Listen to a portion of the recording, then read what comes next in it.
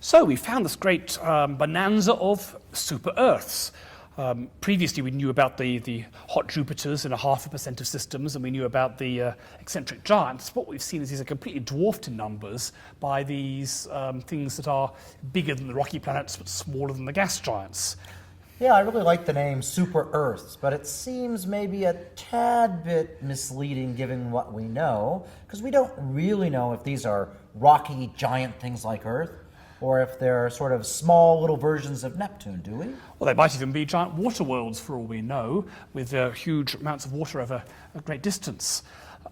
We're also beginning to find out something about the atmospheres of these planets. It's a very incoherent story at the moment, that will develop very quickly over the next few years, but we're seeing signs of enormous winds, at least in one case the planet's evaporating, and there seems to be some planets where the heat is being distributed from the day side to the night side really well, and some ones where it isn't.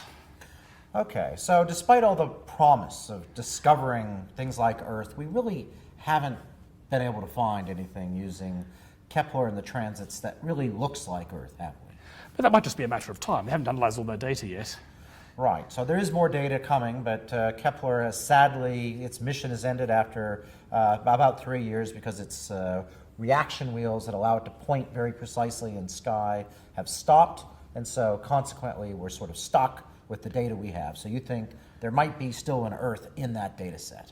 Yes, I think people are hoping that, especially with the longer baselines, because the Earth, you're only going to get a blip once a year, so you need the full 3 years' worth of data to try and find these things. So maybe we're going to be able to find hundreds of objects like Earth, or even objects that go out like Jupiter and Saturn in our own solar system.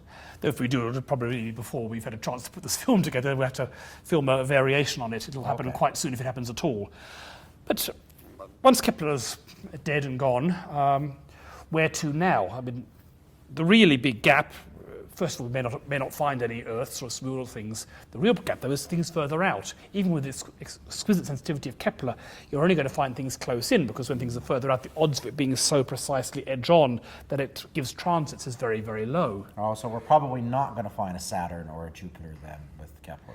Well, given you'd have a 10-year period for Jupiter. It only was a 3-year mission.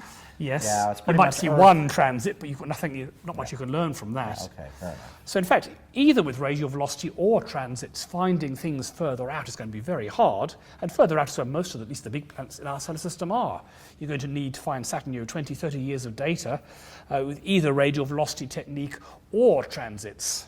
I suppose in principle you could survey a very, very, very large number of stars for those tiny fraction where the transits edge on, but you could have a look at every star in the sky for 20 years with incredible precision. So we really need to come up with a better idea of how to look out in these outer, longer period objects to really hit the pay dirt of our own solar system. That's what we're going to talk about next time.